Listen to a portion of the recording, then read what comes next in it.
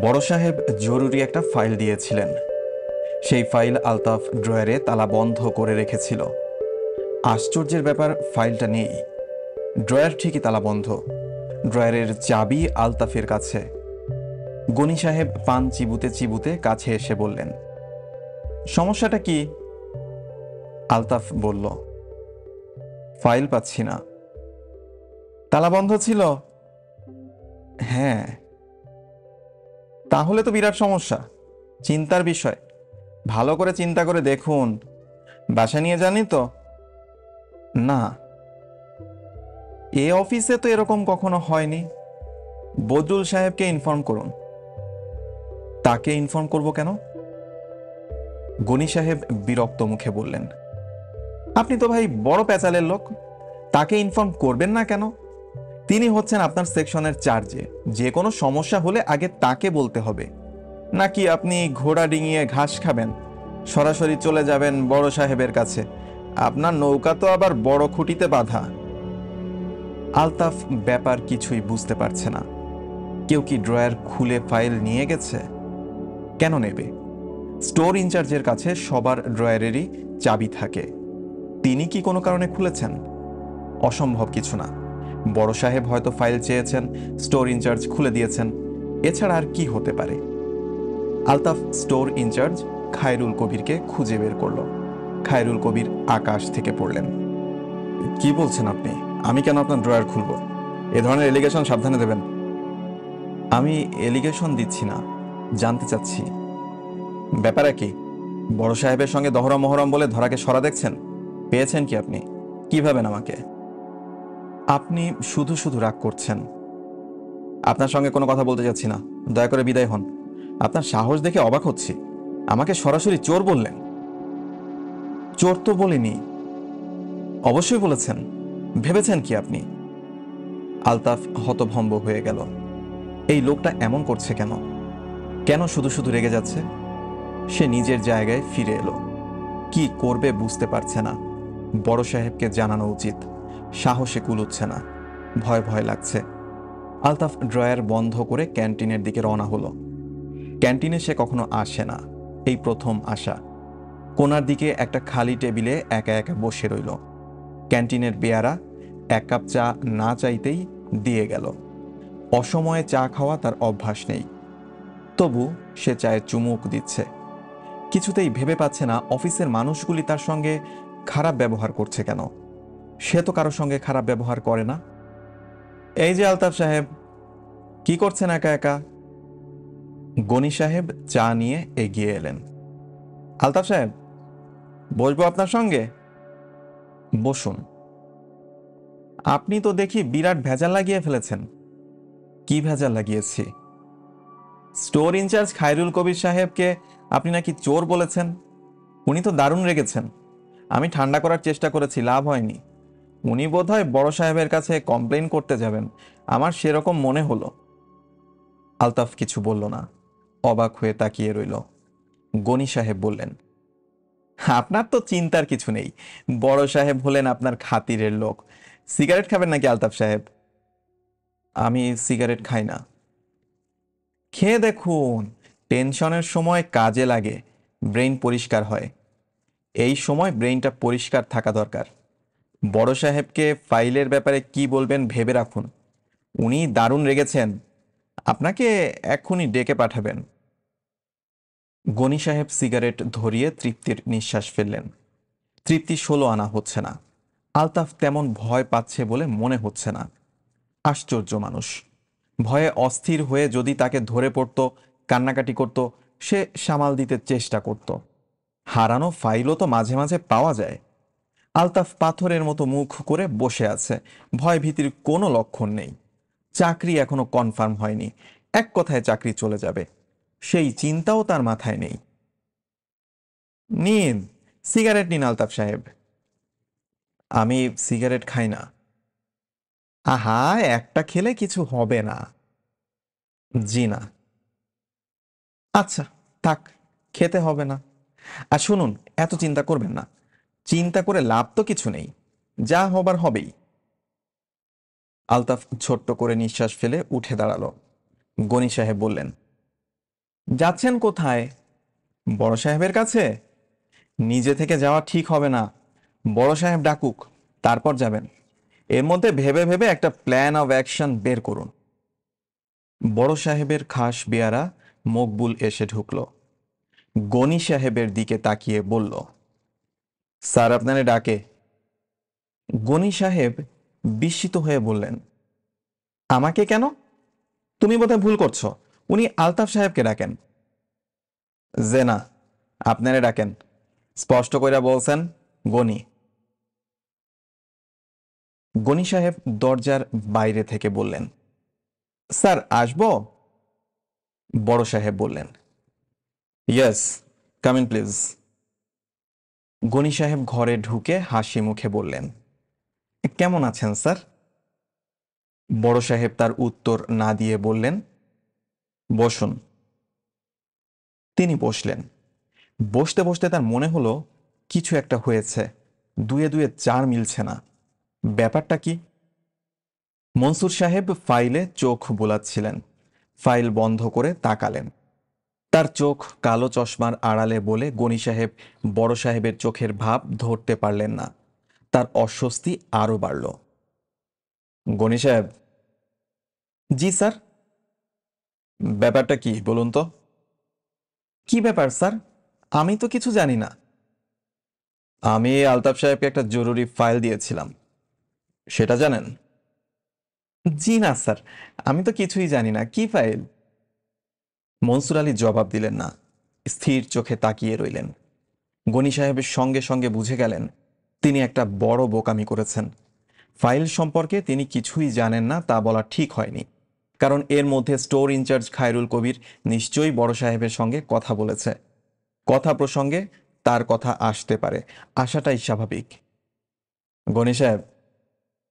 জি sir. File সম্পর্কে আপনি কিছুই জানেন না দেখে অবাক হচ্ছি। একটু আগে খায়রুল কবির এসেছিলেন, তিনি বললেন আপনি এই ফাইল হারানোর ব্যাপারটা নিয়ে চিন্তিত। ওহো, আচ্ছা আচ্ছা। আমি স্যার কিছুক্ষণ আগেই জেনেছি, আগে কিছুই জানতাম না। আমি ভেবেছি আপনি জানতে চাচ্ছেন আগে কিছু জানতাম কিনা। মনসুর সাহেব ড্রয়ার খুলে সিগারেটের কেস থেকে সিগারেট বের করলেন। গনি সাহেব বললেন, আমি স্যার খুব চিন্তা করছি এটা হলো কি করে। ড্রয়ারে তালাবন্ধ করা ফাইল হাওয়ায় তো উড়ে যেতে পারে না। আপনার কি মনে হয় কোথায় গেছে? বুঝতে পারছি না। তবে আলতাফ সাহেব বাসায় নিয়ে যেতে পারেন, মাঝে মাঝে তিনি বাসায় ফাইল নিয়ে যান। তাই নাকি? জি। ও আচ্ছা। স্যার আমি কি চলে যাব? একটু বসুন। মনসুর আলী সিগারেট টানতে লাগলেন। গনি সাহেব এই ঠান্ডা ঘরে বসেও ঘামতে লাগলেন। গনি সাহেব। জি স্যার। ফাইলটা খুব জরুরি, আজ সন্ধ্যার মধ্যে আপনি এটা বের করে দেবেন। আমি কোত্থেকে বের করব? আপনি খুব কর্মঠ মানুষ, আপনার বুদ্ধি শুদ্ধিও পরিষ্কার। আপনি কিভাবে বের করবেন তা আপনি জানেন। স্যার আপনার কথায় আমি মর্মাহত। মর্মাহত হবার কিছু নেই, এখন যান, ফাইলের ব্যাপারে ব্যবস্থা করুন। গনি সাহেব বের হয়ে এলেন। তার কান ঝা ঝা করছে। বড় সাহেব লোকটি ক্ষমার অযোগ্য একটা কাজ করেছে, সরাসরি চোর বলেছে। এর একটা বিহিত হওয়া দরকার। ধরাকে সরা জ্ঞান করছে, কত বড় সাহস! এত সাহসে পেল কোথায়? খায়রুল কবির কিছু বলেছে নাকি? বলে ফেলতে পারে, বোকা টাইপের লোক। মনে হচ্ছে বড় সাহেব তাকে প্যাচে ফেলে দুই একটা প্রশ্ন করেছেন, আর সে ভরভর করে পেটের সব কথা বলে ফেলেছে। গনি সাহেব অতি দ্রুত চিন্তা করছেন, যেভাবেই হোক বড় সাহেবকে একটা শিক্ষা দিতে হবে। চোর বলার জন্য হাত জোর করে ক্ষমা চাইতে হবে। শুধু হাত জোর করে ক্ষমা চাইলেই হবে না, কাগজে পত্রেও থাকতে হবে। ইউনিয়ন কি জিনিস সেটা বড় সাহেবকে টের পাইয়ে দিতে হবে। কিছু জরুরি টেলিফোন করা দরকার। বড় সাহেবকে ঘেরাও করতে হলে শুধু অফিসের লোক দিয়ে হবে না, বাইরের কিছু লোকজনও দরকার। বড় ধরনের কিছু করতে হলে কয়েকটা জর্দার কৌটা লাগবে। কত ধানে কত চাল তা জানার সময় হয়ে গেছে। গনি সাহেব আলতাফের টেবিলের দিকে এগিয়ে গেলেন। আলতাফ শুকনো মুখে বসে আছে। একে একটা শিক্ষা দিতে হবে। শালা স্পাই, স্পাইগিরি বের করে দিতে হবে। হাত পা ভেঙে হাসপাতালে দাখিল হয়ে গেলে আর স্পাইগিরি করবে না। আলতাফ সাহেব। জি। বড় সাহেবের কাছ থেকে আসছি। ও আচ্ছা। বড় সাহেবের ধারণা আপনার ফাইল আমরা চুরি করেছি। আলতাফ চুপ করে রইল। গনি সাহেব বললেন, আপনি স্যারকে এই কথা বলেছেন তাই না? আমি কিছু বলিনি। স্পাইগিরি করছেন? পেয়েছেনটা কি? আলতাফ তাকিয়ে রইল। গনি সাহেব ক্যান্টিনের দিকে রওনা হলেন। মাথা গরম করলে চলবে না, মাথা ঠান্ডা রাখতে হবে। বড় ঝামেলার সময় মানুষ মাথা ঠিক রাখতে পারে না বলেই ঝামেলা সামাল দিতে পারে না। তিনি পরপর 2 কাপ চা খেয়ে সিগারেট ধরালেন। মাথা এখন খানিকটা শান্ত হয়েছে। ঘেরাও করার পরিকল্পনা এখন আর সুন্দর পরিকল্পনা বলে মনে হচ্ছে না। অন্য চাল চালতে হবে, মারাত্মক কোনো চাল। বড় সাহেব যে চাল ধরতে পারবেন না। কি চাল দেওয়া যায়? হারানো ফাইল ফেরত দেওয়া যায়। বড় সাহেবকে যদি বলা হয় ফাইল পাওয়া গেছে আলতাফের বাসায়, তাহলেই হলো। খুব বিনয়ের সঙ্গে বলতে হবে। এতে বড় সাহেবের গালে একটা চড় দেয়া হবে, মোলায়েম চড়। ফাইল গনি সাহেবের কাছেই আছে, তার ড্রয়ারে তালাবন্ধ অবস্থায় আছে। যা করতে হবে তা হলো ফাইলটা লুকিয়ে নিয়ে চলে যেতে হবে আলতাফের বাসায়। আলতাফকে বলতে হবে, ভাই, আপনার বাসার কাগজপত্রগুলো একটু খুঁজে দেখুন। এমনও তো হতে পারে যে আপনি মনের ভুলে ফাইল নিয়ে বাসায় চলে এসেছেন, হতে পারে না? একটু খুঁজে দেখুন, আমিও আপনার সঙ্গে খুঁজি, দুজন খুঁজতে হবে। তখন গনি সাহেব চেঁচিয়ে বলবেন, পাওয়া গেছে, পাওয়া গেছে, এই তো পাওয়া গেছে, আপনার খাটের নিচেই ছিল, যাক, বাঁচা গেল। সবচেয়ে ভালো হয় ফাইলটা যদি আলতাফ সাহেবকে দিয়েই ফেরত পাঠানো হয়। গনি সাহেব আরেকটা সিগারেট ধরালেন। পুরো পরিকল্পনাটা আরো ঠান্ডা মাথায় ভেবে দেখতে হবে, কোনো ভুল ত্রুটি থেকে গেল কিনা। সামান্য ভুল থাকাও ঠিক হবে না। ফাইলটা যে তার ড্রয়ারে আছে এই খবর অফিসের আর একজন মাত্র মানুষ জানে, স্টোর ইনচার্জ খায়রুল কবির, তার নিজের লোক। তাছাড়া তিনিই চাবি দিয়ে ড্রয়ার খুলেছেন, কাজেই এই খবর বাইরে ছড়াবে না। খায়রুল কবির সাহেব অবশ্য মাথা গরম লোক, ফট করে মাথা গরম হয়ে যায়। এই জাতীয় লোক মাথা গরম অবস্থায় বেফাস কথা বলে ফেলতে পারে, তাকে সাবধান করে দিতে হবে। গনি সাহেব উঠলেন, আলতাফের টেবিলের দিকে এগিয়ে গেলেন। আলতাফ সাহেব। জি। আপনার বাসায় আজ সন্ধ্যায় একটু যাব। জি আচ্ছা। বিবাহ করেছেন তো, তাই না? জি। ভাবির হাতে 1 কাপ চা খেয়ে আসব। জি আচ্ছা। অধিকাংশ অফিসেই দেখি কর্মচারীদের মধ্যে কোনো সদ্ভাব নেই, এটা ঠিক না। অফিসের বাইরেও আমাদের একটা জীবন আছে, তাই না? জি। গনি সাহেব খায়রুল কবির সাহেবের খোঁজে গেলেন।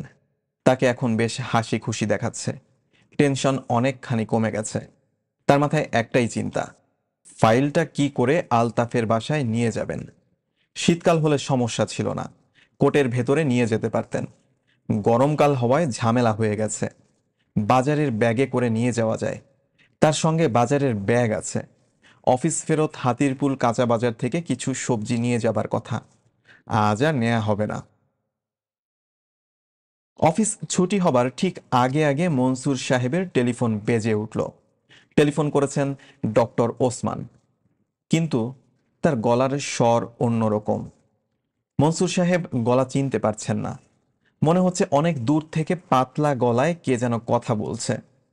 মনসুর সাহেব বললেন, হ্যালো, কে? কে কথা বলছেন? আমি বলছি, আমি। কিছু মনে করবেন না, আমিটা কে? ওসমান। ও আচ্ছা, তোমার ঠান্ডা লেগেছে নাকি? গলার স্বর চিনতে পারছি না। তোমাকে দোষ দিয়ে লাভ নেই, আমি নিজেও আমার গলার স্বর চিনতে পারছি না। হয়েছে কি? ভয়াবহ কিছু হয়নি, তবে যা হয়েছে তাকে ঠিক অগ্রাহ্য করাও ঠিক না। কি হয়েছে? তুমি বাসায় আসো, তারপর বলবো। আসছি, এখনই আসছি। বাই দ্য ওয়ে, তোমাদের অফিসের কর্মচারী, কি যেন নাম, আলতাফ না? ও কি আছে? থাকার কথা না। এখন বাজছে 5টা। সে কাটায় কাটায় 5টা বাজলে বিদেয় হয়ে যায়।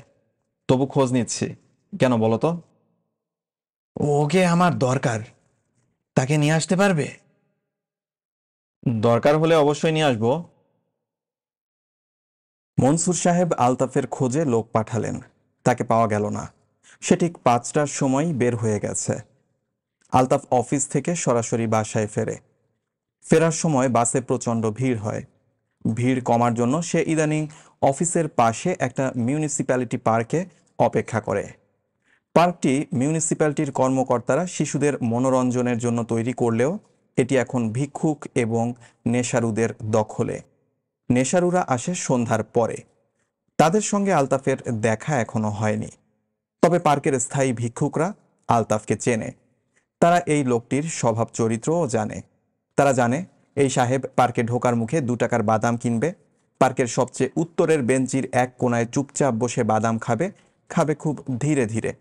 2 টাকার বাদাম শেষ করতে করতে তার সময় লাগবে 1 ঘন্টার উপরে। তখন সে উঠে দাঁড়াবে, যাবে বাস স্ট্যান্ডের দিকে।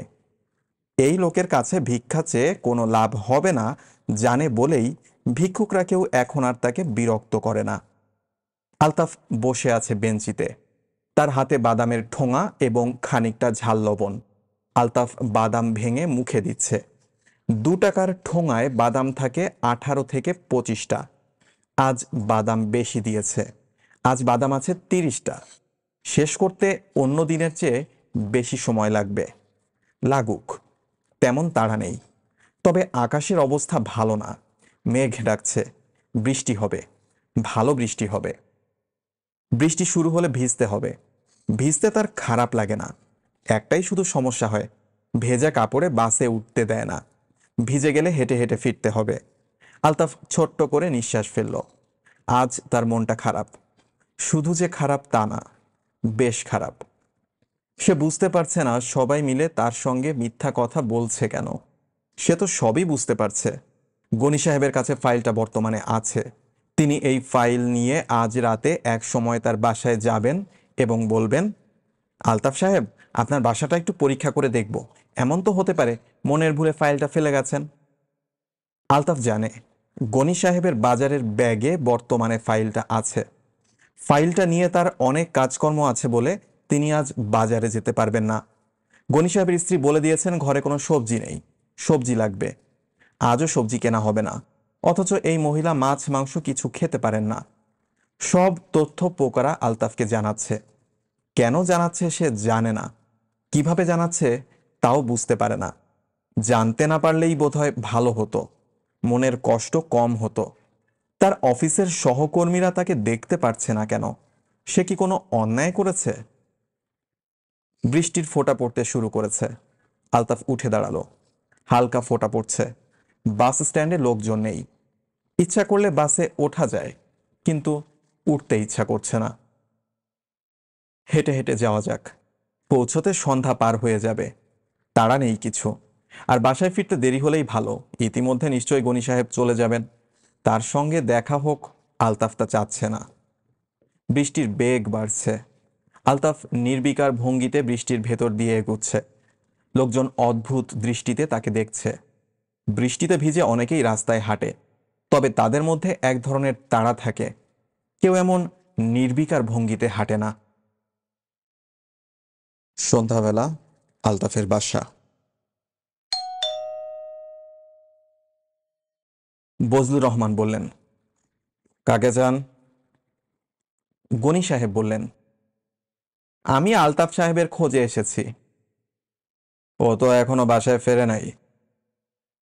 সে কি, 5টার সময় উনি অফিস থেকে বের হলেন। বজলুর রহমান বিরক্ত মুখে বললেন, এই গাধার কি কিছু ঠিক আছে? কিছু ঠিক নাই।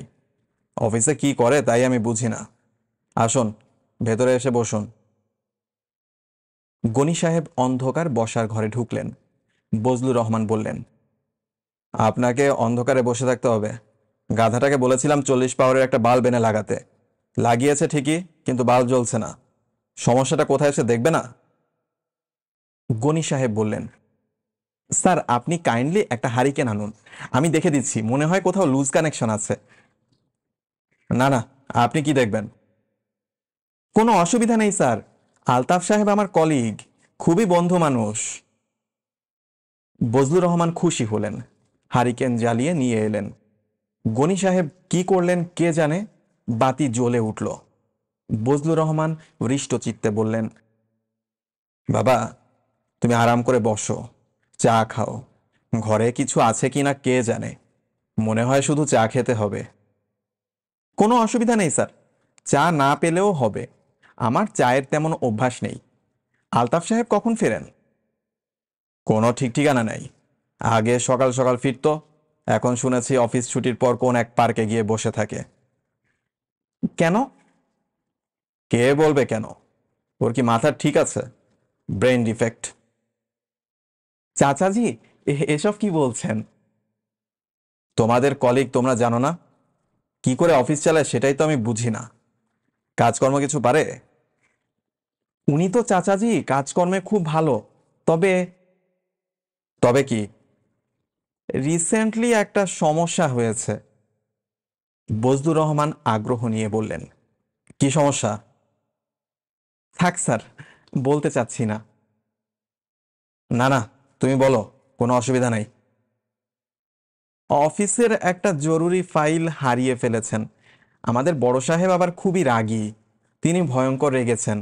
অথচ আলতাফ সাহেবের কোনো মাথা ব্যথা নেই। ওর মাথা ব্যথা থাকবে কেন? ওর কি মাথা বলে কিছু আছে? বড় সাহেবের সঙ্গে দেখা করে দুই একটা কথা বললে হতো, তাও বলবেন না। এই বাজারে যদি চাকরি চলে যায় তাহলে অবস্থাটা, চাচাজি একটু চিন্তা করুন। চাকরি তো যাবেই, আরো আগেই যাওয়া উচিত ছিল, এখনো কেন যায়নি তাই তো আমি ভেবে পাই না। বজলুর রহমান অত্যন্ত আনন্দিত বোধ করছেন, তার কথা অক্ষরে অক্ষরে ফলে যাচ্ছে, এটাই তার আনন্দের বিষয়। গনি সাহেব গলা নিচু করে বললেন, আমার ধারণা উনি ফাইলটা বাসায় নিয়ে এসেছিলেন, তারপর অফিসে নিতে ভুলে গেছেন। আমি এসেছি একটু খুঁজে দেখতে, উনার তো মাথা ব্যথা নেই। বজলুর রহমান দরাজ গলায় বললেন, যাক, গাধাটার চাকরি চলে যাক, তুমি এ নিয়ে চিন্তা করবে না। তবু স্যার, আমি ভাবছি একটু যদি খুঁজে দেখি। উনি তো খুঁজবেন না। ও কিছুই করবে না, ও শুধু দরজা বন্ধ করে ঝিম ধরে বসে থাকবে আর পোকা নিয়ে ভাববে। গনি সাহেব ইতস্তত করে বললেন, উনি কখন আসেন কে জানে, আমরা কি এই ফাঁকে একটু খুঁজে দেখব? দেখতে চাও দেখো, আমি দুলারিকে বলছি, ও তোমাকে তাদের ঘরে নিয়ে যাবে।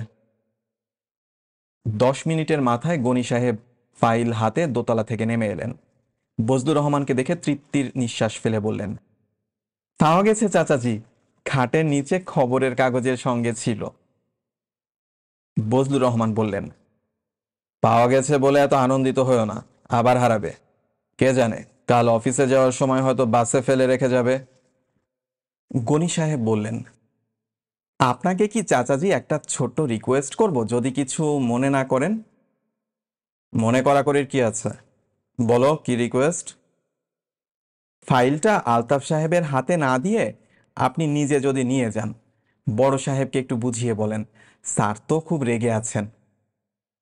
কোনো অসুবিধা নেই, আমিই বলবো। আমি যে এসেছিলাম এটা যদি না বলেন তাহলে খুব ভালো হয়। বড় সাহেব আমাকে আবার ঠিক পছন্দ করেন না। উনি যদি শোনেন একজন ফাইল হারিয়েছে আর আমি ছোটাছুটি করছি, তাহলে আরো রেগে যাবেন। না না, তুমি নিশ্চিন্ত থাকো, তোমার কথা কিছুই বলবো না।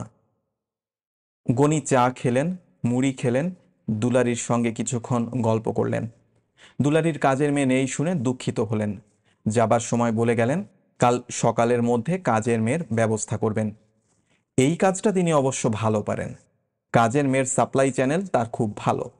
অফিসের অনেকেরই তিনি এই উপকার করেছেন। দুলারির জন্যও একটা ব্যবস্থা করতে হবে।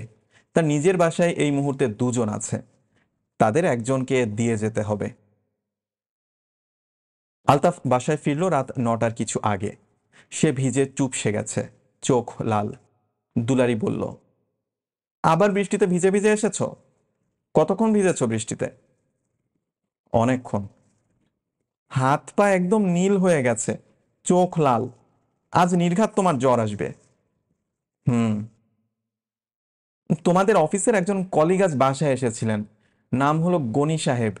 কি যেন খোঁজাখুঁজি করলেন। হুম। খুবই ভালো লোক। আমার কোনো কাজের লোক নেই শুনে খুব দুঃখ করলেন। বলেছেন কাল সকাল 10টার মধ্যে একজনকে দিয়ে যাবেন। হুম। তুমি তো ঘুমাচ্ছ না, তাহলে এমন হু হু করছো কেন? যাও বাথরুমে গিয়ে কাপড় ছাড়ো, ভাত দিয়ে দিই। আজ আবার মার শরীরটাও খারাপ, মা শুয়ে আছেন। হুম। দুলারি টেবিলে ভাত বেড়ে আলতাফকে ডাকতে এসে দেখে আলতাফ ঘর অন্ধকার করে শুয়ে আছে, তার গা গরম। আলতাফ বলল, আমার ভালো লাগছে না, আমি কিছু খাবো না। দুধ এনে দেই 1 কাপ, দুধ খাও। না, তুমি বাতি নিভিয়ে দাও। দুলারি বাতি নিভিয়ে দিল। তার খানিকটা মন খারাপ হলো। বৃষ্টি হচ্ছে দেখে সে আজ তেহারি রান্না করেছে। এই জিনিসটা আলতাফ খুব পছন্দ করে খায়। দুলারি, কি? আমার মাকে যে পোকা খেয়ে ফেলেছিল, তা কি তুমি জানো? এসব কি ধরনের কথা? তুমি জানো কি না বলো। জানি, বাবা বলেছিলেন। আমার চোখের সামনে তারা মাকে খেয়ে ফেললো। চুপ করো তো। আচ্ছা, চুপ করলাম। দরজা জানালা বন্ধ করে ঘর অন্ধকার করে দাও। ওসমান সাহেব থাকেন ধানমন্ডি 8 নম্বরে, 4 ইউনিটের নতুন ফ্ল্যাট বাড়িগুলির 3 তলায়। ফ্ল্যাটটি কিনেছেন ওসমান সাহেবের স্ত্রী রেবেকা, ভদ্রমহিলা ডাক্তার এবং পয়সারওয়ালা বড় ডাক্তার। এদের কোনো ছেলে পুলে নেই। স্বামী স্ত্রী দুজনে বিশাল বাড়িতে বাস করেন। কুকুর, বেড়াল এবং পাখি পোষেন। মনসুর সাহেব ওসমানদের ফ্ল্যাট বাড়িতে কলিং বেল টিপলেন রাত 10টায়। কলিং বেলের শব্দ হলো না। কড়া নাড়তে হলো। শব্দ করেই নাড়তে হলো। বাইরে মুষলধারে বৃষ্টি হচ্ছে। ইলেকট্রিসিটি নেই, তবে ঘরে আলো আছে। চার্জ লাইট জ্বলছে। ওসমান সাহেব দরজা খুলে বললেন, এত দেরি? আমি সন্ধ্যা থেকে অপেক্ষা করছি। বৃষ্টি দেখে ভাবছিলাম বৃষ্টি কমলে আসবো। মনে হচ্ছে কমবে না, তাই বৃষ্টির মধ্যেই এসেছি। খেয়ে আসনি তো? না। গুড। আমি পূর্বানি থেকে খাবার আনিয়েছি। আজ রাতে থেকে গেলে অসুবিধা হবে? রেবেকা বাসায় নেই, একা আছি। তুমি থাকলে দুজন মিলে ব্যাচেলারদের মতো সারা রাত গল্প করব। ব্যাচেলাররা সারা রাত গল্প করে না, এটা নব্য স্বামী স্ত্রীদের ব্যাপার। রেবেকা কোথায়? ওর সঙ্গে ভয়াবহ ধরনের ঝগড়া হয়েছে, প্রায় ছাড়াছাড়ি পর্যায়ের ঝগড়া। ও তার বাবার বাসায় চলে গেছে, মনে হচ্ছে আর ফিরবে না। মনসুর সাহেব কিছু বললেন না, তেমন গুরুত্বও দিলেন না। রেবেকা প্রায়ই প্রচণ্ড রকমের ঝগড়া করে তার বাবার বাসায় চলে যায়, আবার ফিরে আসে। এবারও আসবে। এদের একের অন্যকে ছাড়া গতি নেই। ওসমান সাহেব বললেন, এসো খেতে বসে যাই। প্যাকেট করা খাবার ঠান্ডা হয়ে গেলে মুশকিল।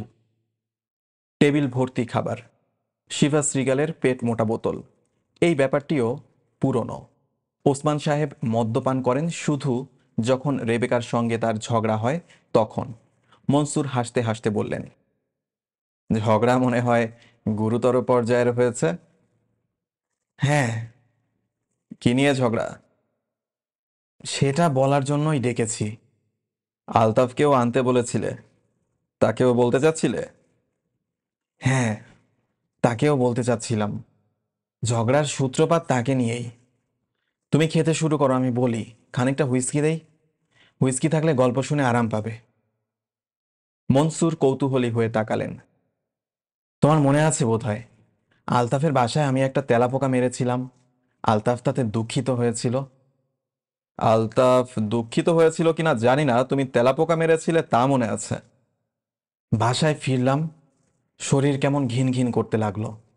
সারাক্ষণ মনে হতে লাগলো জুতার নিচে তেলাপোকার রক্ত মাংস লেগে আছে। প্রথমেই কাজের ছেলেটিকে দিয়ে জুতা ধোয়ালাম। আমার মনে হলো সে ঠিক মতো ধোয়নি। সাবান দিয়ে নিজে ধুলাম।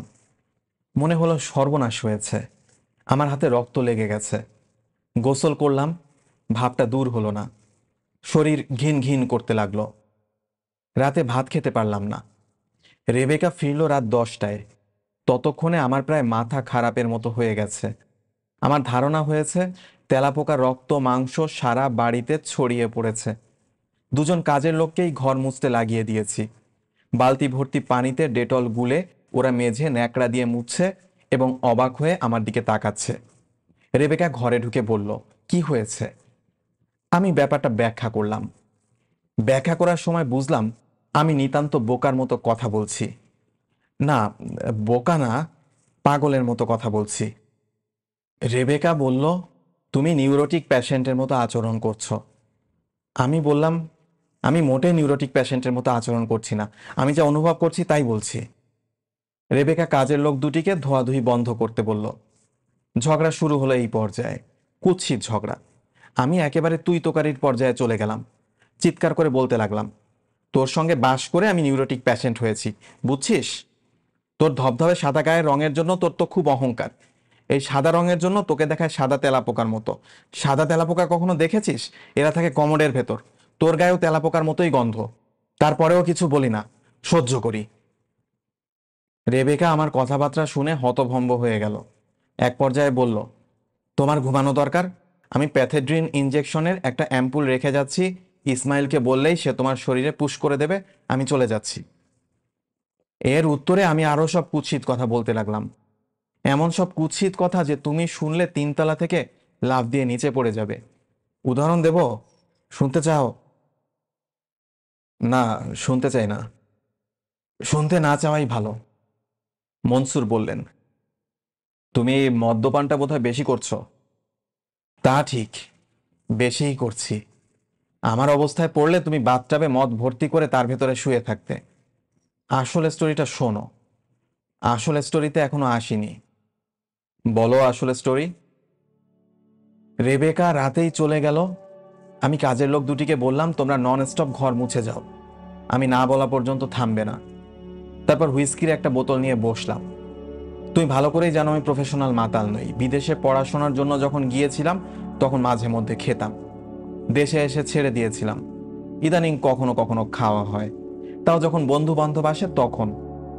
যাই হোক, রাত 1টার ভেতর 250 মিলিলিটারের স্কচ হুইস্কির একটা পুরো বোতল শেষ করে ফেললাম। মাতাল হলাম না, শুধু অনুভব করলাম মাথাটা ফাঁকা হয়ে যাচ্ছে। আমি নিজেও সাবানের বড় একটা ফ্যানা হয়ে গেছি। বাতাসে ভাসতে শুরু করেছি। হার্ড লিকার 4 পেগের বেশি আমি খেতে পারি না, আমার বমি বমি ভাব হয়। পুরো বোতল খেয়েও আমার কিছু হলো না, শুধু বাথরুম পেতে লাগলো। আমার তখন বাথরুমে যেতেও ইচ্ছা করছে না, মনে হচ্ছে চেয়ারে বসেই কাজ সেরে ফেলি। মেঝে তো ধোয়া হচ্ছেই। যাই হোক, বাথরুমে গেলাম। এই অংশটা মন দিয়ে শোনো, খুব মন দিয়ে শুনবে। আমি তোমার সব অংশই মন দিয়ে শুনছি। এই অংশটা অনেক বেশি অ্যাটেনশন দিয়ে শুনতে হবে। বাথরুমে ঢুকেছি, বাতি জ্বালিয়ে দরজা বন্ধ করতেই এক ধরনের হামিং সাউন্ড হতে লাগলো, যেন লক্ষ লক্ষ কোটি কোটি মানুষ খুব নিচু গলায় কথা বলছে।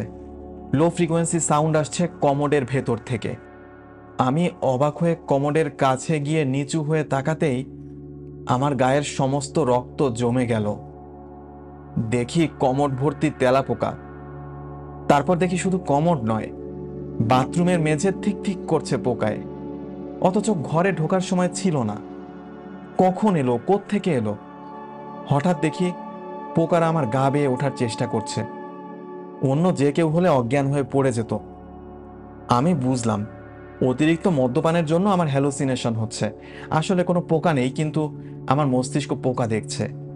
বাথরুমের দেয়ালগুলি একটু আগেই সাদা দেখেছি, এখন দেখি ব্রাউন রং। তেলাপোকায় দেয়াল ঢেকে গেছে।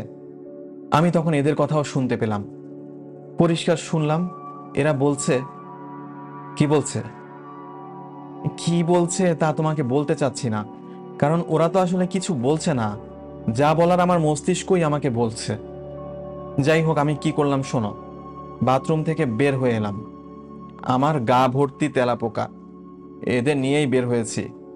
কাজের লোক দুটি তখনও মেঝে ঘষে যাচ্ছে। আমি তাদের সামনে দাঁড়িয়ে বললাম, তোমরা কি আমার গায়ে তেলাপোকা দেখতে পাচ্ছ?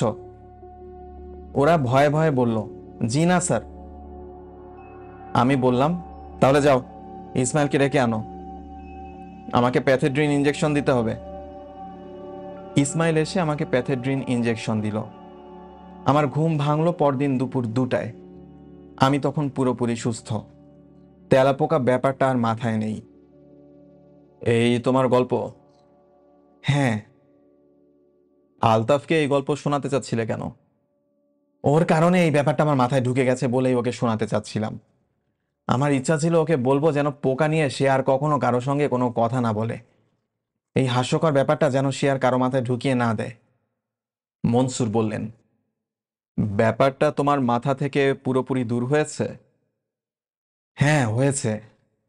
তবে আমি পোকা নিয়ে খুব ভাবতে শুরু করেছি।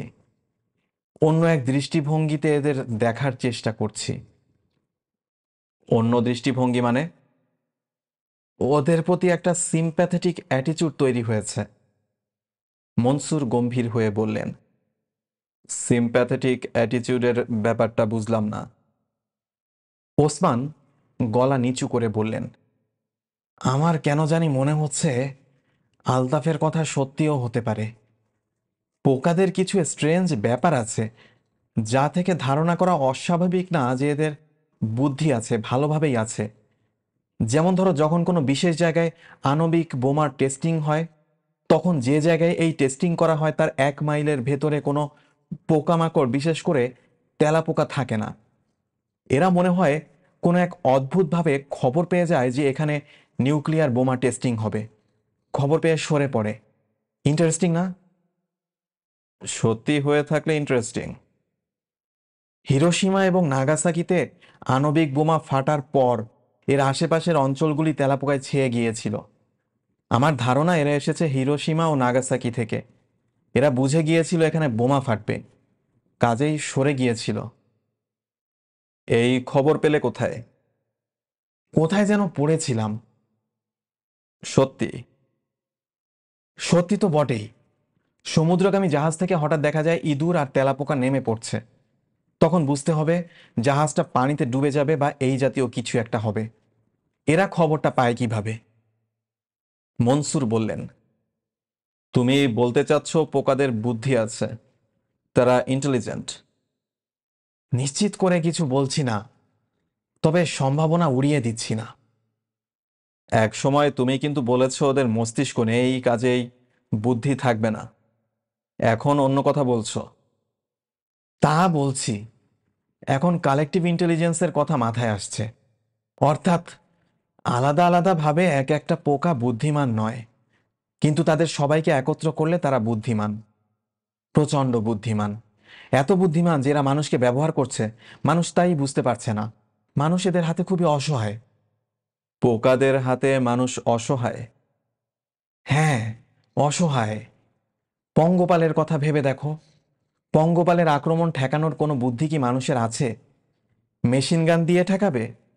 পৃথিবীতে বিউবনিক প্লেগ ছড়িয়েছিল ইঁদুর 1347 থেকে 1351। এই 5 বছরে প্লেগে সারা পৃথিবীতে মানুষ মারা গেছে 75 মিলিয়ন। ঊনবিংশ শতাব্দীতেও বিউবনিক প্লেগ হলো, মানুষ মারা গেল 20 মিলিয়ন। যেমন হঠাৎ করে অসুখটা এসেছিল, তেমন হঠাৎ করে চলে গিয়েছে। আমার এখন মনে হচ্ছে এইগুলি পোকাদের সাবধানবাণী। পোকারা মানুষদের সাবধান করে দিচ্ছে। তারা বলছে, হে মানব সম্প্রদায়, সাবধান। আমরা কিন্তু ইচ্ছা করলেই তোমাদের শেষ করে দিতে পারি। তোমাদের অতি আধুনিক জ্ঞান বিজ্ঞান কোনো কাজেই লাগবে না। মনসুর সিগারেট ধরাতে ধরাতে বললেন, এদের ক্ষমতা থাকলে মানুষকে এরা শেষ করে দিচ্ছে না কেন? মানুষ তো নানাভাবে এদের বিরক্ত করছে। ইনসেকটিসাইড ছড়াচ্ছে, পোকামাকড় মারার কত কায়দা কৌশল বের করছে। পোকাদের যদি এতই বুদ্ধি, তাহলে ওরা চুপ কেন? ওসমান গলার স্বর নিচু করে বললেন, এই বিষয়েও আমার একটা হাইপোথিসিস আছে। মানুষকে এরা শেষ করছে না কারণ মানুষকে তাদের প্রয়োজন। মানুষের টেকনোলজি প্রয়োজন। শুধুমাত্র মানুষেরই ক্ষমতা আছে মহাশূন্য জয় করার। মানুষ একদিন সৌরজগতের বাইরেও পা বাড়াবে, কিন্তু পোকাদের এই ক্ষমতা নেই। তারা যদি পৃথিবীর বাইরে ছড়িয়ে পড়তে চায়, তাহলে মানুষের সাহায্য তাদের নিতেই হবে। পৃথিবীর বাইরে ছড়িয়ে পড়ার তাদের দরকার কি? দরকার আছে। বুদ্ধিমান প্রাণীর লক্ষণ হলো সে চেষ্টা করবে বিশ্ব ব্রহ্মাণ্ডে নিজেকে ছড়িয়ে দিতে।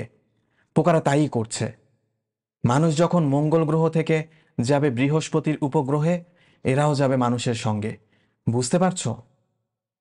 পারছি, কিন্তু তুমি কি এই হাইপোথিসিস বিশ্বাস করো? বিশ্বাস করি না, আবার অবিশ্বাসও করি না। আলতাফ নামের তোমার ওই লোকটির সঙ্গে আমার কথা বলতে হবে। মনসুর গম্ভীর গলায় বললেন, আলতাফের সঙ্গে তোমার কথা বলতে হবে না। কথা বলার পরিণাম তো দেখতেই পাচ্ছি। তোমার উচিত বিশ্রাম নেওয়া এবং মাথা থেকে পোকামাকড় পুরোপুরি দূর করা। যেভাবে হুইস্কি খাচ্ছ মনে হয় একটা কেলেঙ্কারি করবে। যাও, ঘুমাতে যাও। মনসুর উঠে দাঁড়ালেন। এখনো ইলেকট্রিসিটি আসেনি। মনে হয় আজ রাতে আর আসবে না। বৃষ্টি থামেনি। মাঝখানে কিছুটা কমেছিল, এখন আবার মুষলধারে শুরু হয়েছে। বাথরুম থেকে অদ্ভুত একটা শব্দ আসছে। কিসের শব্দ? মনসুর কৌতূহলী হয়ে উকি দিলেন। অন্ধকার বাথরুম। চার্জ লাইটের আলো বাথরুম পর্যন্ত পৌঁছায়নি। তিনি পকেট থেকে দেয়াশলাই বের করলেন। দেয়াশলাই জ্বালাবার সঙ্গে সঙ্গে তার সারা শরীর কেঁপে উঠল। এসব কি? হাজার হাজার কোটি কোটি পোকা তার দিকে তাকিয়ে আছে, সুর নাড়ছে। এটা কি এক ধরনের হ্যালুসিনেশন? অবশ্যই তাই। ওসমানের কথা শুনে তিনি প্রভাবিত হয়েছেন। আলতাফ প্রভাবিত করেছিল ওসমানকে। তাকে দিয়ে অন্য আরেকজন প্রভাবিত হবে। একসময় দেখা দেবে মাস হিস্টেরিয়া। দেয়াশলাইয়ের কাঠি নিভে গেছে। তিনি এখন আর কিছুই দেখছেন না। শো শো শব্দ শুনছেন। শব্দটা কমোডের ভেতর থেকে আসছে। দেয়াশলাইয়ের আরেকটা কাঠি কি জ্বালাবেন? তার সাহস হলো না। দুলারি আলতাফের মাথার কাছে বসে আছে। জ্বরে মানুষটার গা পুড়ে যাচ্ছে। থার্মোমিটার থাকলে জ্বর দেখা যেত। থার্মোমিটার নেই। জ্বর কমানোর জন্য কিছু একটা করা দরকার। কি করবে দুলারি বুঝতে পারছে না। দুটা প্যারাসিটামল খাওয়ানো উচিত। ঘরে কোনো প্যারাসিটামল নেই। মাথায় পানি ঢালা উচিত। দোতলায় এক ফোঁটা পানি নেই। পানি ঢালতে হলে বালতিতে করে একতলা থেকে নিয়ে আসতে হবে। দুলারি তাও করত, কিন্তু মানুষটা তাকে ছাড়ছে না। তার হাত ধরে বসে আছে। এত শক্ত করে হাত চেপে ধরে আছে যে হাত ব্যথা করছে। আলতাফ ক্ষীণ স্বরে ডাকল, দুলারি। দুলারি বলল, কি? খুব খারাপ লাগছে। মাকে ডেকে আনবো? না। এখন কটা বাজে দুলারি? রাত 2টা। আলতাফ অনেক কষ্টে পাশ ফিরল। দুলারি বলল, বাবাকে ডেকে তুলি, বাবা তোমার জন্য ডাক্তার নিয়ে আসুক।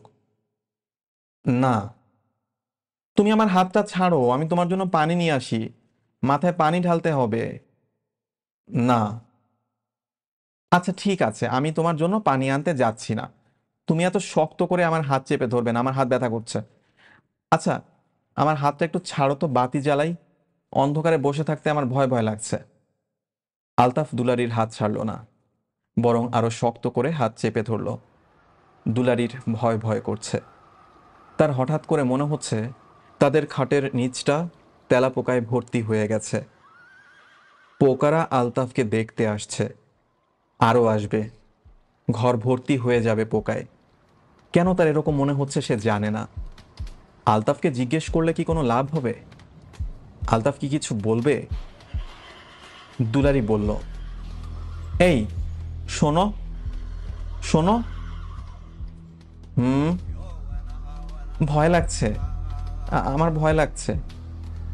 হুম। আমার কেন জানি মনে হচ্ছে খাটের নিচটা পোকায় ভর্তি হয়ে গেছে। আমার প্রচন্ড ভয় লাগছে। হুম। এই দেখো, শো শো শব্দ হচ্ছে।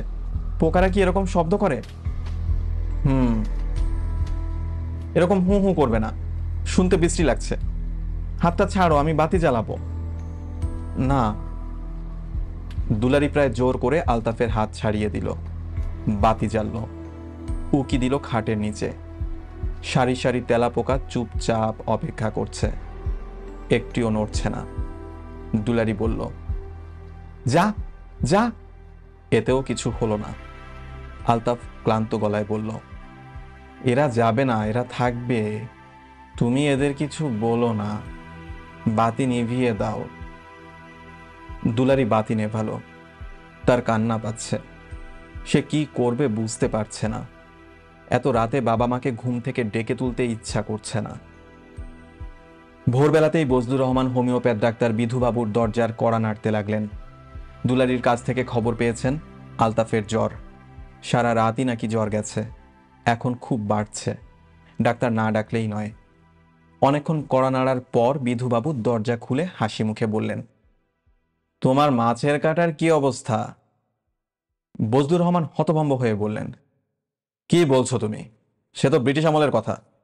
আমার গলা থেকে তো কবেই কাটা গেছে, এখনো তোমার মাথায় বিঁধে আছে। কাটা বিধা মাথা নিয়ে ডাক্তারি করো কিভাবে? যাই হোক, তুমি আসো আমার সঙ্গে, আলতাফকে দেখবে। ওর কি হয়েছে? গলায় কাটা? গলায় কাটার ব্যাপারটা মাথা থেকে দূর করো। ওর জ্বর। আচ্ছা চলো দেখি। বিধুবাবু আলতাফের কপালে হাত দিয়েই প্রায় লাফিয়ে ওঠার জোগাড় করলেন। সর্বনাশ, এ তো অনেক জ্বর। রাগে বজলুর রহমানের গা জ্বলে গেল। অনেক জ্বর বলেই তো ডাক্তার ডেকে আনা। কুসুম কুসুম জ্বর হলে কে আনতো? বিধুবাবু রোগীকে দেখে টেখে শুকনো গলায় বললেন, অবস্থা তো কেমন কেমন মনে হচ্ছে। মানে বজলুর রহমান বললেন, ইয়েটা কি? না মানে হাসপাতালে নিয়ে যাওয়াই ভালো, জ্বর খুব বেশি। বজলুর রহমানের ইচ্ছা হলো বিধুবাবুকে ধরে একটা আছাড় দেন। এমনি মুখে বড় বড় কথা, ক্যান্সার সারাই, হাঁপানি সারাই, এইডস রোগ সারাই, আর সামান্য একটু জ্বর দেখে মুখ শুকিয়ে আমসি। ধাক্কা দিয়ে দোতলার বারান্দা থেকে নিচে ফেলে দেওয়া উচিত। তিনি তা করলেন না, নিজেকে সামলালেন। অনেক কাজ আছে, কাজগুলি আগে শেষ করা দরকার। যেমন আলতাফের অফিসে ফাইলটা দিয়ে আসতে হবে। প্রতি মাসের ঠিক সময় ইলেকট্রিসিটি বিল দেওয়ার পরেও তার ঘরে ইলেকট্রিসিটি লাইন কেন কেটে দিল সেই খোঁজ খবরটাও নেওয়া দরকার। আলতাফকে হাসপাতালে নিতেই যদি হয়, সন্ধ্যার দিকে নিলেই হবে। বজলুর রহমান আলতাফের অফিসের ফাইল বগলে নিয়ে প্রথমে আলতাফের কাছে গেলেন। অফিসের ঠিকানাটা দরকার। আলতাফ ঠিকানা বলল, বেশ ভালোভাবেই বলল। অফিসটা কোন জায়গায় বুঝিয়েও দিল। এটা একটা ভালো লক্ষণ। জ্বরে আলতাফের মাথা খারাপ হয়ে যায়নি। বেশি জ্বর উঠলে মাথা খারাপের মতো হয়ে যায়। আলতাফ। জি। তোর ফাইলটা দিয়ে আসি। আচ্ছা। তোর বড় সাহেবকে বুঝিয়ে বলবো যে বাই মিস্টেক তুই ফাইলটা নিয়ে চলে এসেছিলি। আচ্ছা। উনাকে রিকোয়েস্ট করব যাতে ভুলটা বড় করে না দেখেন। মানুষ মাত্রই ভুল করে, ভুল করাই মানব ধর্ম। জি। আচ্ছা। তুই চিন্তা করিস না, শুয়ে থাক। দুলারি তোর মাথায় পানি ঢালুক। জি। আচ্ছা। হাসপাতালে যদি নিতেই হয় সন্ধ্যার দিকে নিয়ে যাব। জি। আচ্ছা।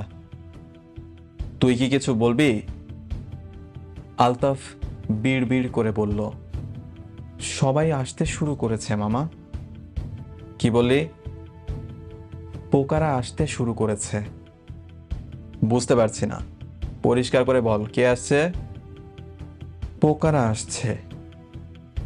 আসুক না, অসুবিধা কি? ওরা আমাকে খেয়ে ফেলার জন্য আসছে মামা। তোকে খাবে কেন? ওদের কি খাওয়ার অভাব পড়েছে? আমাকে ওরা পছন্দ করে তো মামা, এই জন্যই খেয়ে ফেলবে। পছন্দ করলেই খেয়ে ফেলতে হবে? আমি তোকে পছন্দ না করলেও তুই তো আমাকে পছন্দ করিস। তাই বলে তুই কি আমাকে খেয়ে ফেলেছিস না খাওয়ার কথা চিন্তা করছিস? পোকাদের চিন্তা ভাবনা মানুষের মতো না মামা, ওরা অন্যভাবে চিন্তা করে। করুক অন্যভাবে চিন্তা, তুই ভাবিস না। আমার ভয় লাগছে মামা, দূর দূর থেকে পোকারা আসতে শুরু করেছে। বজলুর রহমান সান্ত্বনার স্বরে বললেন, তুই কোনো চিন্তা করিস না, তোকে খেয়ে ফেলবে বললেই হলো। আমরা আছি কি জন্য? দরকার হলে ঘরের চার কোনায় ডিডিটি পাউডার দেব। ডিডিটি পাউডার মারাত্মক জিনিস, পোকার বাবাও আসতে পারবে না। তুই চোখ বন্ধ করে শুয়ে থাক, মোটেও চিন্তা করবি না। জি। আচ্ছা। বজলুর রহমান ব্যাপারটাতে তেমন গুরুত্ব দিলেন না। জ্বর বেশি বাড়লে লোকজন অসংলগ্ন কথা বলে, আলতাফ তাই করছে। বজলুর রহমান ফাইল হাতে অফিসের দিকে রওনা হলেন। আমার নাম বজলুর রহমান। আমি আলতাফ হোসেনের মামা। ও আচ্ছা, বসুন। আমি স্যার ফাইলটা নিয়ে এসেছি। মনসুর সাহেব অবাক হয়ে বললেন, কি ফাইল? একটা জরুরি ফাইল যে আপনি আলতাফকে দিয়েছিলেন, ফাইলটা হারিয়ে গিয়েছিল, ওই ফাইল। মনসুর সাহেব আবার জিজ্ঞাসা করলেন, সেই ফাইল আপনি কোথায় পেলেন? গাধাটা বাসায় নিয়ে গিয়েছিল, তারপর ভুলে গেছে। এরকম যে হবে জানা কথা। আপনাকে অসংখ্য ধন্যবাদ। ফাইলটা হারালে আমাদের খুব ক্ষতি হয়ে যেত। বজলুর রহমান বললেন, আলতাফের মতো লোক যখন আছে তখন ভবিষ্যতে আরো অনেক ক্ষতি হবে। করবেন কি? উপায় তো কিছু নেই। চা খান? চা খাবো না, চলে যাব। ফাইলটা পৌঁছে দিতে এসেছিলাম, দিলাম। ওই দিন তো আপনিই আমার বাসায় গিয়েছিলেন। জি। আপনি যে বড় সাহেব দেখে মনেই হয় না। আপনাকে একটা জরুরি কথা বলি। আলতাফকে কখনো গুরুত্বপূর্ণ কোনো কাজ দেবেন না। এলেবেলে ধরনের কাজ দেবেন, সে সুন্দর করে করবে। গুরুত্বপূর্ণ কাজ দিয়েছেন কি ভজঘট করে ফেলবে। মাথা ঠিক নেই তো? মাথা ঠিক নেই? জি না। ছোটবেলায় তার মাকে পোকায় খেয়ে ফেলল, সেই থেকে মাথাটা খারাপ, সারাক্ষণ পোকা পোকা করে। উনার মাকে পোকা খেয়ে ফেলেছিল নাকি? জি। সে এক ভয়াবহ দৃশ্য। বলতে গেলে শশার মতো কচকচ করে খেয়ে ফেলেছে। আপনাকে আর বলতে চাই না, বললে হয়তো দুপুরে ভাত খেতে পারবেন না। স্যার উঠি তাহলে। উঠবেন? উপায় নেই স্যার, উঠতেই হবে। আলতাফের জ্বর, ভুল বকছে, বলছে পোকা আসছে, খেয়ে ফেলবে, এইসব হাবিজাবি। তাকে হাসপাতালে নেওয়া দরকার। জ্বর তাহলে খুব বেশি? বেশি মানে বগলের নিচে থার্মোমিটার দিলে থার্মোমিটারে আগুন ধরে যাবে এমন অবস্থা। স্যার তাহলে ইজাজত দেন, বিদায় নেই। ওই দিন বাসায় গিয়েছিলেন, চিনতে পারিনি, তেমন সমাদর করতে পারিনি। আর একবার যদি আসেন বড় খুশি হব। আচ্ছা, যাব আর একবার। মনসুর সাহেব অবাক হয়ে ফাইলটার দিকে তাকিয়ে আছেন। ভয়ঙ্কর রাগ হওয়া উচিত। লোকটা এরকম একটা কাজ করে কি করে, আর করার পরেও নির্বিকার থাকে কিভাবে? আশ্চর্যের ব্যাপার, আলতাফের উপর তার কোনো রাগ লাগছে না, বরং প্রচণ্ড রকম মায়া হচ্ছে। তিনি পরিষ্কার বুঝতে পারছেন আলতাফ এই ফাইল বাসায় নিয়ে যাননি, গনি নিয়ে গেছে।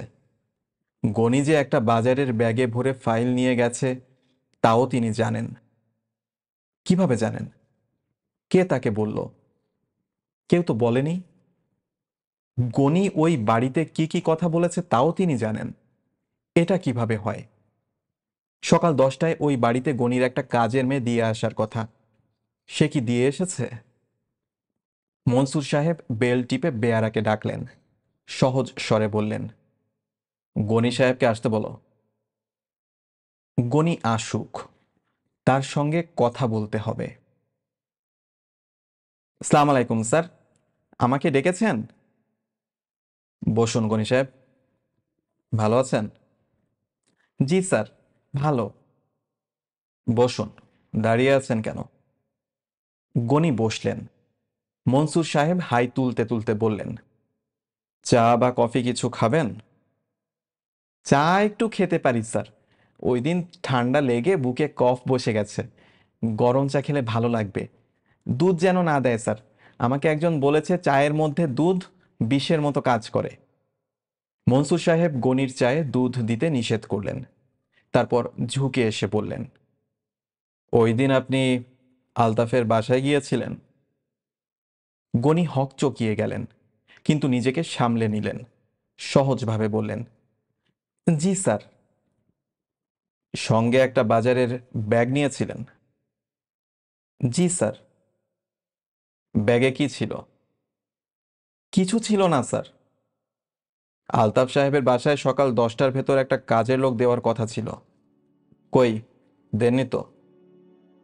গনি অস্বস্তি বোধ করছেন। এই লোকটা এত কিছু জানে কোত্থেকে? কে বলেছে? কি? কথা বলছেন না কেন? সকাল 10টায় একজনকে দেওয়ার কথা না? যাকে দেব বলেছিলাম সে গতরাতে হঠাৎ বরিশাল চলে গেছে। আমার স্ত্রীকে বলেছে ভাইয়ের অসুখের খবর পেয়ে যাচ্ছে। আসলে ভাওতাবাজি, আমি থাকলে যেতে পারতো না। চা এসে গেছে। মনসুর সাহেব চায়ে চুমুক দিতে দিতে বললেন, না, ভাওতাবাজি না। ওই মেয়েটার নাম পারুল। পারুলের ভাইয়ের আসলেই খুব অসুখ। গণিত থতমত গলায় বলল, আপনি কি করে জানেন স্যার? মনসুর সাহেব শীতল গলায় বললেন, আমি সব কিছুই জানি। এটি পুরোপুরি সত্য। মনসুর সাহেবের শরীর কাঁপছে, গা ঝিমঝিম করছে। আসলেই তিনি কোথায় কি ঘটছে সব জানেন।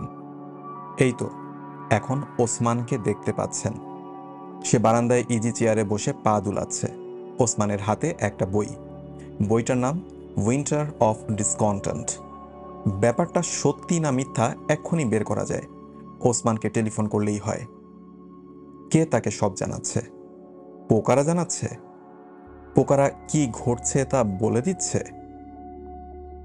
গনি সাহেব ফ্যাস ফ্যাসে গলায় বললেন, স্যার, আমি একটা ভুল করেছি, আপনার কাছে ক্ষমা চাই স্যার। যান, ক্ষমা করা হলো। চা শেষ না করে চলে যাচ্ছেন কেন? চা শেষ করুন, তারপর যান। গনি সাহেব চুপচুপ করে চা খাচ্ছেন।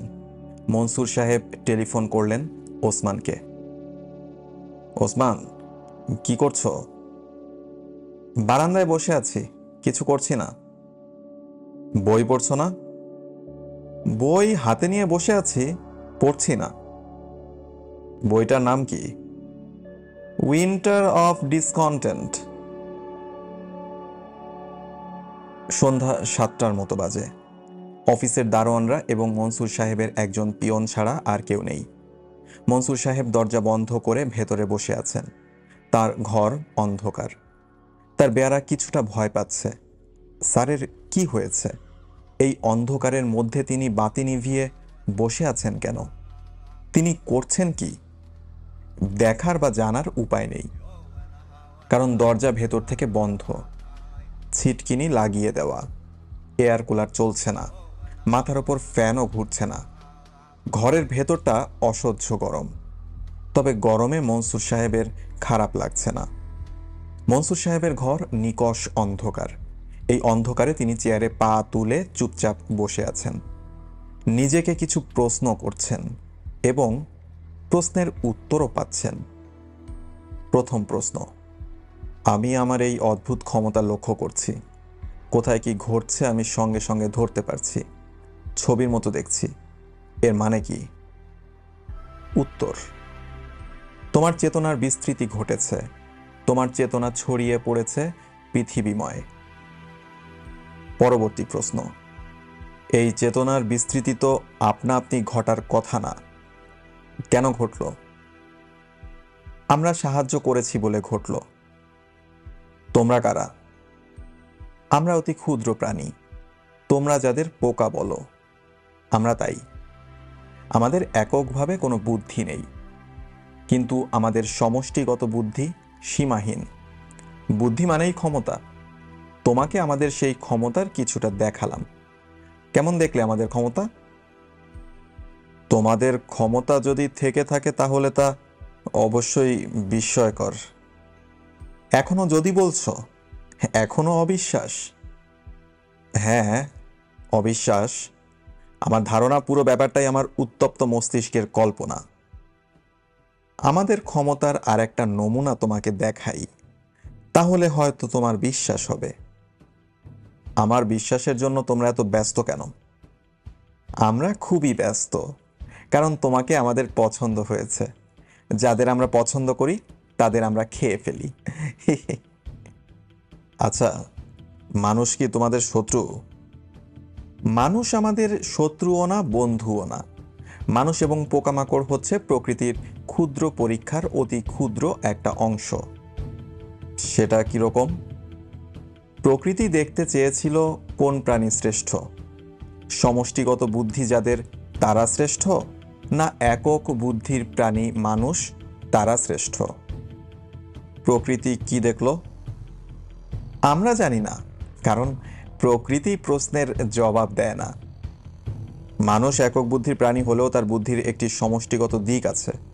সে অন্যের জ্ঞান গ্রহণ করে, তাই না? তা ঠিক, কিন্তু সে একই সঙ্গে সমস্ত জ্ঞান ধারণ করতে পারে না। এটা ভয়াবহ সীমাবদ্ধতা। মানুষ এই সীমা জানে না বলেই সীমাবদ্ধতা জানে না। পোকারা কি এটা জানে? জানে, এবং পোকারা এমন অনেক কিছু জানে যা মানুষ এখনো কল্পনাও করতে পারে না। আমাকে কি তা বলা যাবে? হ্যাঁ, বলা যাবে, কিন্তু তোমার মস্তিষ্ক তা ধারণ করতে পারবে না।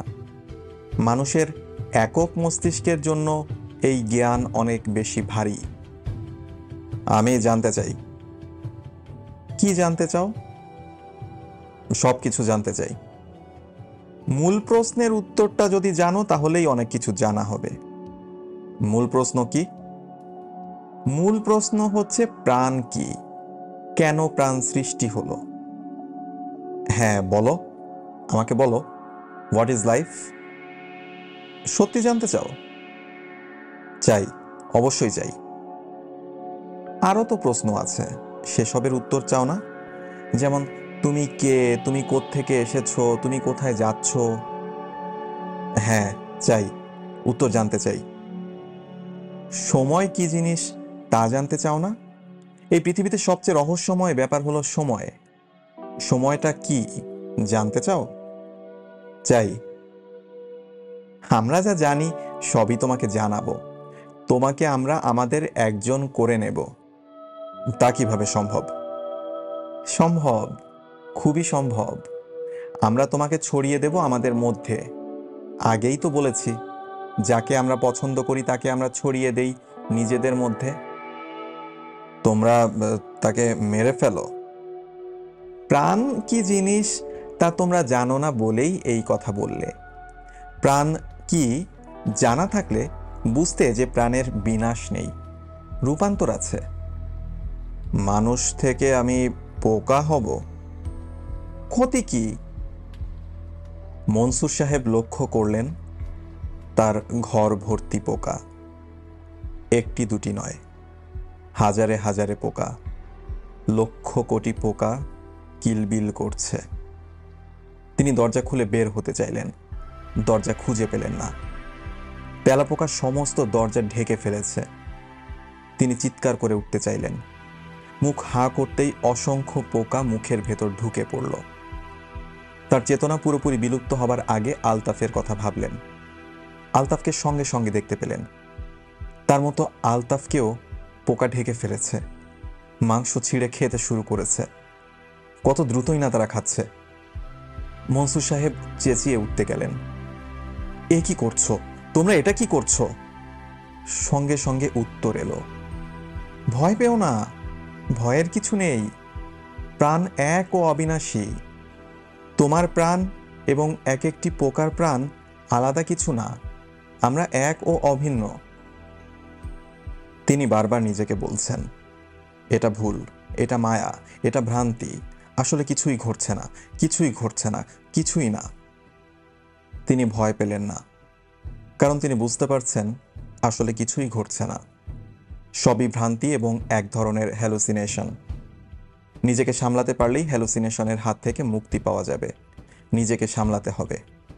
মনসুর সাহেব চোখ বন্ধ করে বললেন, আমি কিছু দেখছি না, আমি কিচ্ছু দেখছি না। তিনি হঠাৎ খিক খিক হাসি শুনলেন। পোকারা কি হাসে? এ কেমন হাসি? মাথার ভেতর তাকে পোকারা ডাকছে, মনসুর, মনসুর। বলো। আমরা আছি, আমাদের অগ্রাহ্য করো না। তোমরা আছো ঠিকই, কিন্তু এখন আমি যা দেখছি সবই ভুল। না, ভুল নয়। আমাদের ক্ষমতাকে অগ্রাহ্য করো না। তুমি কেন রোদের দিকে তাকাতে পারো না? কেন সব সময় চোখে কালো চশমা দিয়ে রাখো? তা কি বলবো? তাহলে বিশ্বাস করবে? না, বিশ্বাস করব না। লক্ষ লক্ষ কোটি কোটি পোকা মনসুর সাহেবের উপর ঝাঁপিয়ে পড়েছে। মনসুর জানেন এটা সত্যি নয়, এক ধরনের মায়া, কুহক, ভ্রান্তি। কিন্তু আসলেই কি তাই?